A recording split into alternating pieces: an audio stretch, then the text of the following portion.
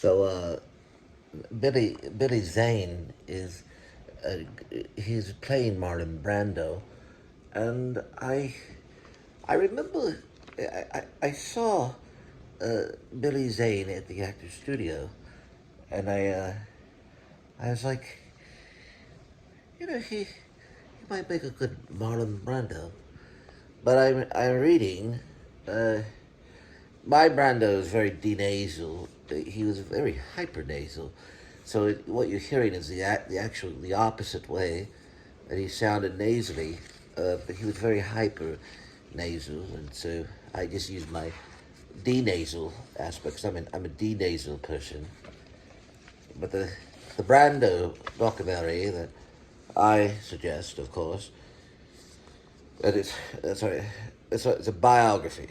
There's many documentaries, but this is a biography uh, by the cat. The cat wrote it. This cat over here is going to sleep over that way. Anyway, as I was saying, this is by Peter Manso. It's like the Brando Bible. But it makes him, just such an early version of him when he was younger. Just the worst male whore that you could think of, just in the bar, the Tennessee Williams, and all this stuff. But I don't know if I believe all that. Peter Manso wrote for Playboy. But I think it's very interesting. The songs that my mother never taught me, that one is it has some of it in here. But this is from 700 plus interviews of different people, from Carl Malden to flipping Sean Penn, probably, I don't know. But it's a lot.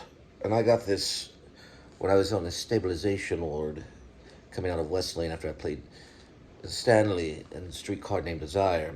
And everyone told me to watch Marlon Brando perform. I was a Gary Oldman fan. I only liked watching Gary Oldman. They said, no, Cole, you've got to watch Marlon Brando.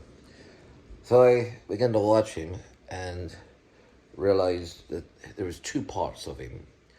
You have to watch it. And as he got older, there was many parts of him. Unfortunately, Brando did gain quite a bit of weight, and then towards the end of his life, he lost a lot of it because of his sickness. But he had dogs and all kinds of stuff. I got through big parts of it, especially the moments that I like the most, of course, is when he's at the Actors Studio and helling out and running around New York City about to play Stanley, and he finds out about all this crazy stuff, and Stella's in there, Stella Adler, just everything, all of the acting stuff it's in there. Peter Manson, right here. Manso, see. Sorry, Manso, without the N. But I personally think Kitty wrote it. Brando was known to say weird things to people. According to Matthew Broderick, he would say things like, that doesn't make any sense. That would be like taking raw eggs and putting them under your armpits. But he had these sayings that he would make up. And, I think the Connie Chung interview was funny because he didn't want to be there and he didn't want to be in Hollywood, and he called the dog a star. Yeah. But, yeah, check it out. You can get it at a library and read some Brando by Peter Manso.